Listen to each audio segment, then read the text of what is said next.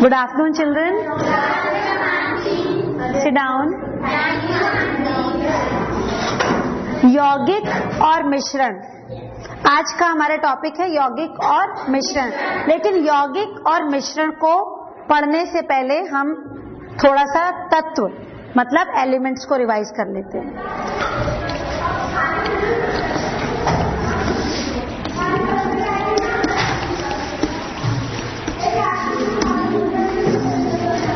तत्व क्या था, कुछ याद है? तत्व किसे कहते हैं? कुछ याद है कि भूल गए सब? ऐसे पदार्थ जो एक ही प्रकार के परमाणुओं से मिलकर बने होते हैं उन्हें हम तत्व कहते हैं। अच्छा, क्या ये चौक एक तत्व है?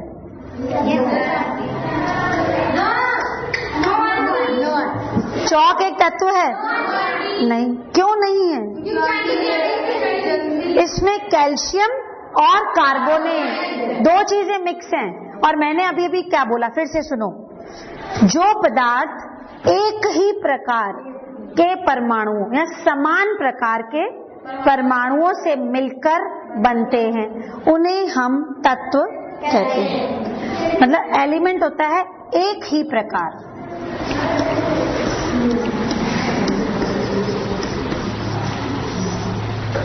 ठीक है, वो एलिमेंट कहलाएगा। जैसे, अच्छा उदाहरण बता दो अब। लोहा, लोहा को कहते हैं Fe। और बताओ। नो, लकड़ी बिल्कुल नहीं है। लकड़ी में एक ही तत्व थोड़ा ही है। सोना। कैल्शियम,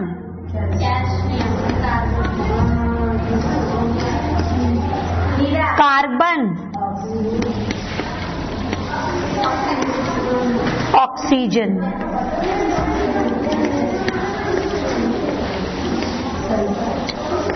ये इनके सिंबल्स हैं। लोहा, कैल्शियम, कार्बन, ऑक्सीजन, ये तत्व हैं। और पूरी दुनिया में जो वैज्ञानिकों ने खोज की है तत्वों की, वो कितने तत्व हैं? 108। लेकिन आज का हमारा टॉपिक है यौगिक। तो यौगिक कल हमने पढ़ा था, कुछ उदाहरण सिखाए थे। जैसे, अच्छा यौगिक की परिभाषा बताओ। कल मैंने बताए थे कुछ यौगिक के उदाहरण। मैं पहले आपको उदाहरण बताती हूँ, फिर उसकी परिभाषा बनाएंगे। ये क्या है? H2O मतलब वाटर या जल।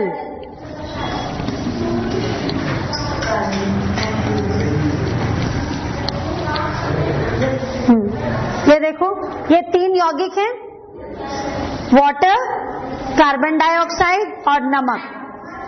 क्या इनमें एक ही तत्व है? क्या आपको इसमें एक ही तत्व या एक ही एलिमेंट दिखाई दे रहा है? नहीं। कितने दिख रहे हैं? दो, इसमें दो, इसमें भी दो, इसमें भी दो। और इनके आगे नंबर भी लिखा है, जैसे H2O, CO2, NaCl, नमक, कार्बन डाइऑक्साइड और वाटर। तो जब एक से अधिक तत्व अलग अलग आपस में जुड़ते हैं तो क्या बनता है? यौगिक। लेकिन उसमें एक शर्त है कि जो तत्व आपस में जुड़ेंगे उनकी मात्रा निश्चित होती है। जैसे अगर मुझे पानी बनाना है, जैसे मुझे यौगिक बनाना है पानी, तो उसमें मुझे 2 परमाणु हाइड्रोजन के और 1 परमाणु ऑक्सीजन का लेना पड़ेगा। अगर मैं ये कह देती हूँ नहीं, मैं तो 3 ऑक्सीजन डालूंगी और 1 हाइड्रोजन डालूंगी, तो वो नहीं बनेगा। उसका अनुपात एक निश्चित अनुपात में, जब कोई पदार्थ या जब कोई यौगिक बनता है तो उसमें जो तत्व मिलाए जाते हैं, जो परमाणु मिलाए जाते हैं, वो एक निश्चित अनुपात में होते हैं। तो यौगिक की परिभाषा हम लोग कैसे लिखेंगे? जैसे इसमें तो था कि एक ही प्रकार के परमाणु मिलकर तत्व बनाते हैं। तो यौगिक क्या होता है?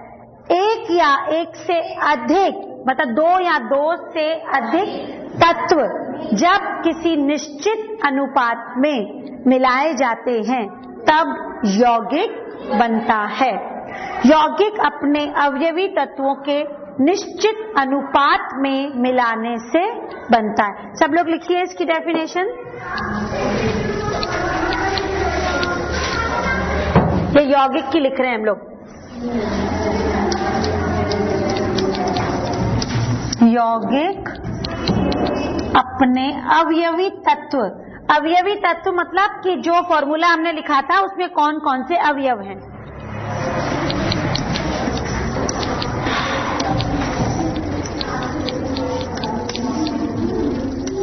अवयवी तत्वों के निश्चित अनुपात में मिलाने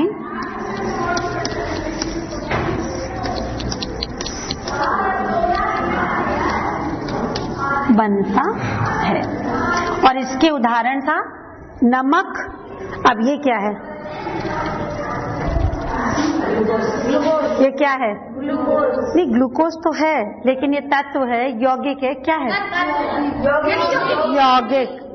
इसमें मैंने कल बताया था ना फॉर्मूला इसका। कार्बन भी होती है, हाइड्रोजन भी होती है, ऑक्सीजन भी, मतलब 3 तत्वों को मिलाकर बना है, लेकिन एक निश्चित मात्रा में। ये नहीं कि चाहे जितना कार्बन डाल दें, ऐसे नहीं होगा। और दूसरी जो इसका पॉइंट है यौगिक का, कि जब ये यौगिक बन जाता है तो हम इसके अवयवी तत्व अलग अलग कर सकते हैं, लेकिन रासायनिक विघटन के द्वारा। और कल मैंने बताया था जल वोल्टामीटर, कि जल वोल्टामीटर से हम लोगों ने हाइड्रोजन और ऑक्सीजन अलग अलग कर ली थी। और जो दूसरा मेन पॉइंट है, जब ये यौगिक बन जाता है तो ये अपने अवयवी तत्वों के गुण खो देता है और इसके अंदर नए गुण आ जाते हैं। मतलब ना तो इसमें कार्बन होगा, ना हाइड्रोजन का गुण होगा, ना ऑक्सीजन का। अब इसमें तो मीठापन होता है ग्लूकोज में, ना तो कार्बन मीठी होती है, ना हाइड्रोजन मीठा होता है, ना ऑक्सीजन मीठा होता है, लेकिन ये तो बहुत मीठा होता है। मतलब कि इसमें तीनों के गुण नहीं है, एक नया गुण पैदा हो गया। समझ में आया? जब तीनों चीजें जुड़ गई, कार्बन, हाइड्रोजन और ऑक्सीजन, तो क्या हुआ? एक नया गुण उसके अंदर आ गया। तो हम लोग दूसरा पॉइंट ये लिखते हैं, यौगिक गुणधर्म उसके अवयवी तत्वों से अलग होते हैं। ये पहला पॉइंट है कि ये कैसे बनता है। दूसरा, यौगिक के गुण अपने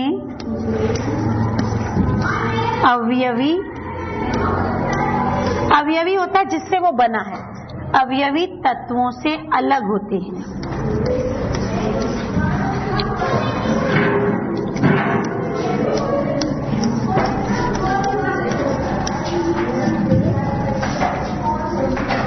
और तीसरा है, यौगिक के अवयव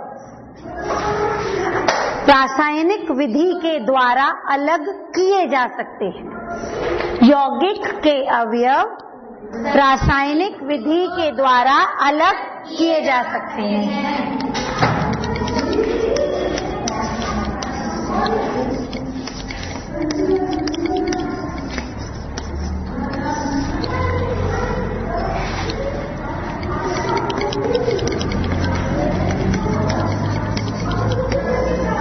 कल जो हमने जल वोल्टामीटर किया था वो इसकी रासायनिक विधि थी।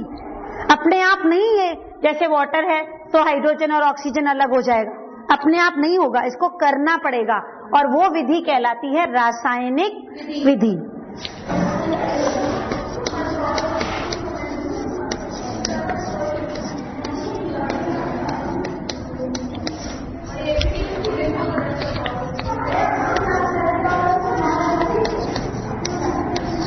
अपघटित मतलब टूट जाते हैं 2 टुकड़ों में। जैसे मैंने बताया नमक सोडियम क्लोराइड है ना, तो सोडियम और क्लोरीन में अलग अलग हो सकता है, लेकिन किस विधि के द्वारा?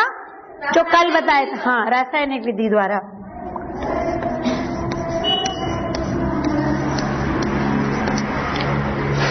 अब अब यौगिक का हमको तीनों पॉइंट्स पता चल गए। यौगिक के हमें उदाहरण पता है, कौन कौन से अभी लिखे थे मैंने? पानी, चीनी, नमक, ये सब क्या है? यौगिक है।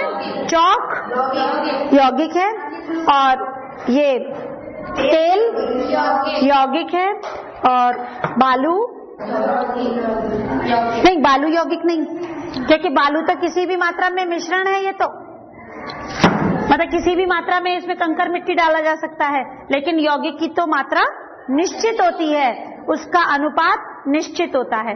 क्योंकि चीनी का अनुपात निश्चित है, ग्लूकोज का निश्चित है, और ये तेल है, तेल का भी निश्चित अनुपात होता है। जिनके निश्चित अनुपात नहीं होते वो यौगिक नहीं कहलाते हैं। अच्छा, तत्व और यौगिक, इसमें क्या फर्क है? सबको समझ में आ गया? आया कि नहीं?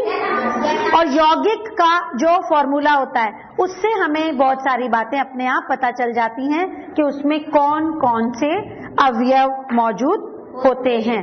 अब जैसे मैंने आपको बताया था,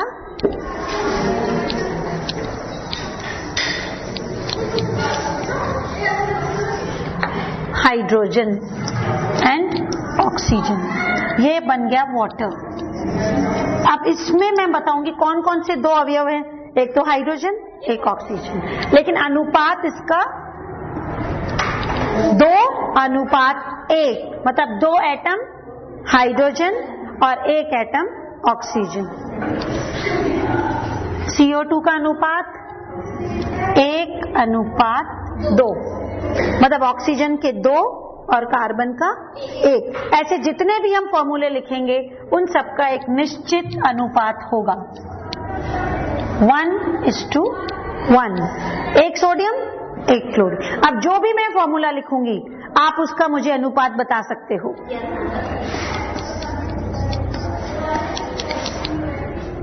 कैल्शियम कार्बोनेट, चौक जो है 1:1, देखो कैल्शियम का 1, कार्बन का 1 और ऑक्सीजन 3। आया समझ कि आपको इस फॉर्मूले से बहुत सारी इंफॉर्मेशन मिलती है, बहुत सारी सूचनाएं मिलती हैं कि ये कैसे बना है, इसमें कौन कौन से तत्व हैं और किस अनुपात में मिलाए गए हैं। Is it clear? मतलब कोई प्रॉब्लम नहीं यौगिक में। तो हम लोग एक दूसरी नई चीज पर आए, वो है मिश्रण।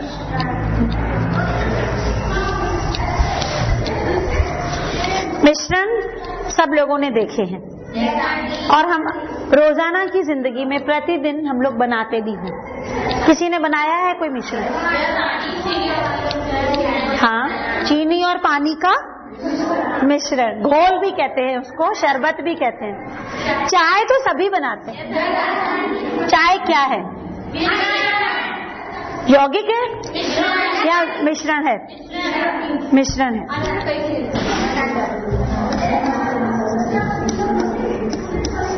मिश्रण या फिर उसको इंग्लिश में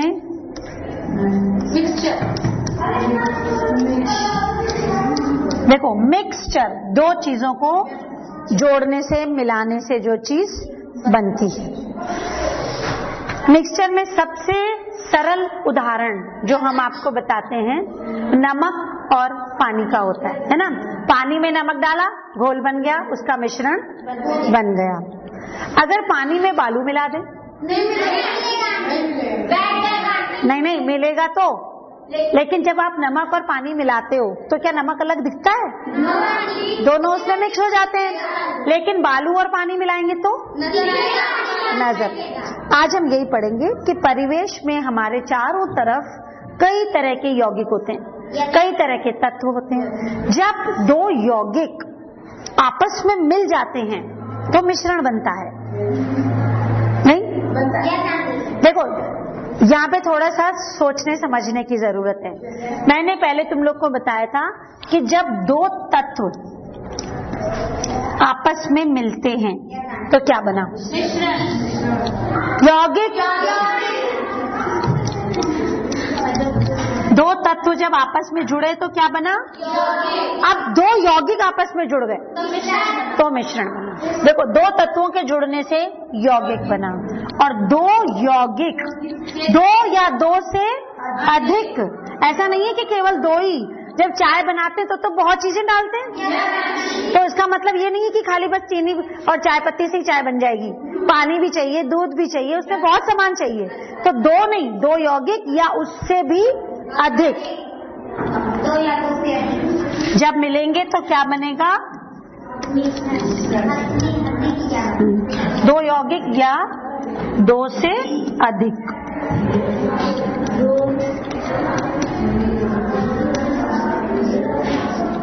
2 या 2 से अधिक यौगिक जब आपस में मिलाए जाते हैं तो मिश्रण बनता है।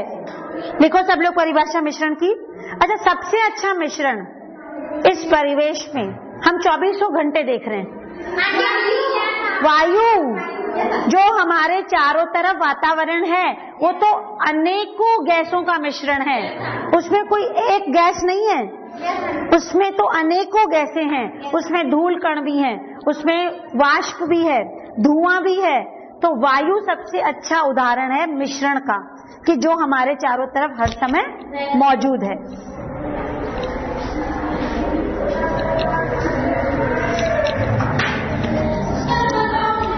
दो या 2 से अधिक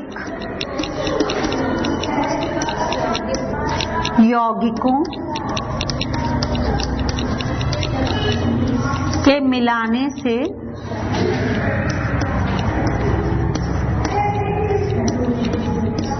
मिश्रण बनता है।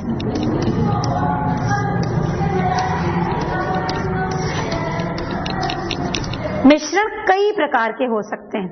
अभी हम आपको कुछ मिश्रणों के उदाहरण यहाँ पर बना के बताएंगे और तब आप हमें बताओगे कि ये कौन सा मिश्रण है। मालती, यहाँ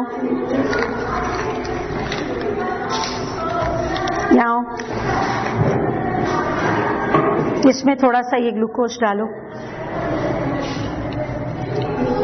तुम ये पानी की बोतल खोलो, थोड़ा सा डालो और डालो। बस ये देखिए, इसमें सब देखिए, इसमें क्या है? ग्लूकोज। ये क्या डाला है? ग्लूकोज मालूम है ना? पाउडर है ना? ये देखो, दिख रहा पाउडर। अब आप इसमें पानी डालो,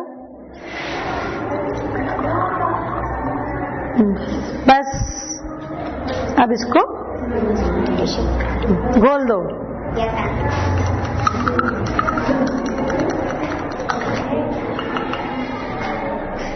क्या बन गया? मिश्रण बन गया।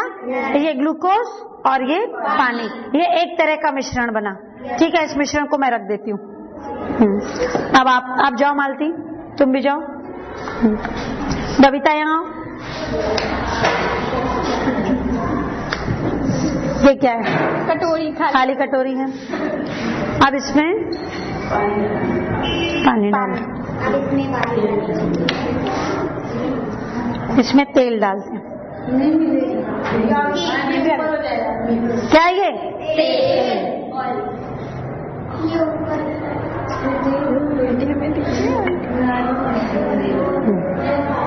देखो पानी तैर रहा है।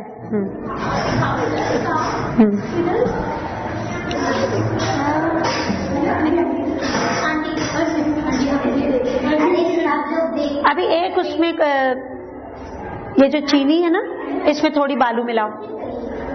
चीनी में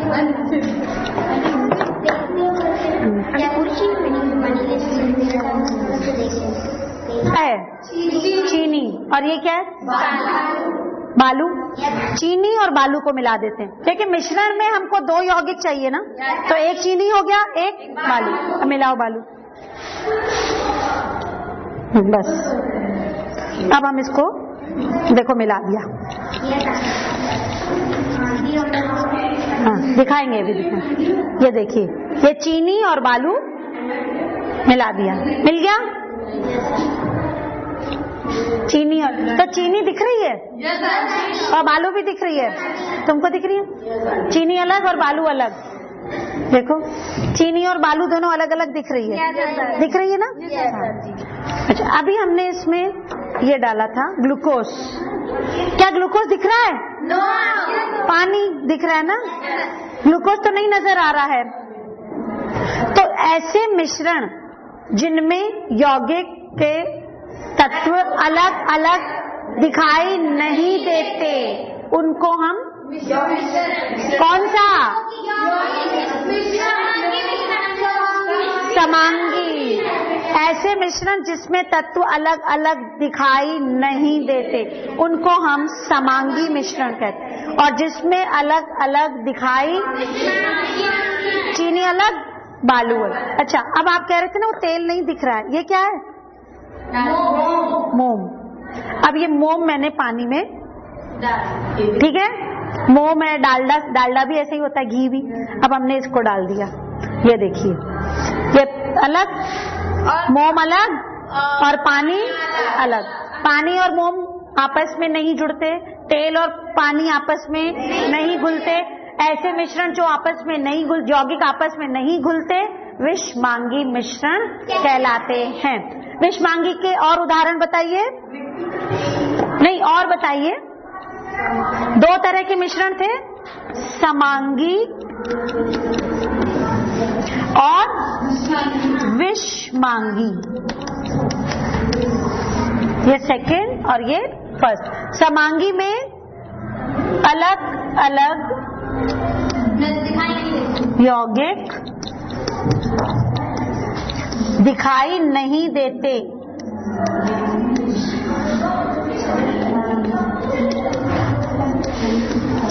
इसमें यौगिक दिखाई देते हैं।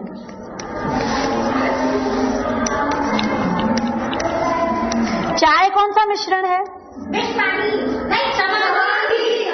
चाय समांगी है, क्योंकि चाय में जब सब सामान चला जाता है, हम लोग छान लेते हैं, तो क्या होता है? नहीं तो ना तो चाय पत्ती दिखती है, ना अदरक दिखती है, केवल चाय का रंग दिखता है। तो इसीलिए चाय आज आपका घर के लिए जो होमवर्क है कि 5 समांगी और 5 विषमांगी मिश्रण लिख कर लाओगे कि कौन से समांगी हैं, कौन से विषमांगी। अगर समांगी है तो क्यों है, और विषमांगी है तो क्यों। Okay, thank you children.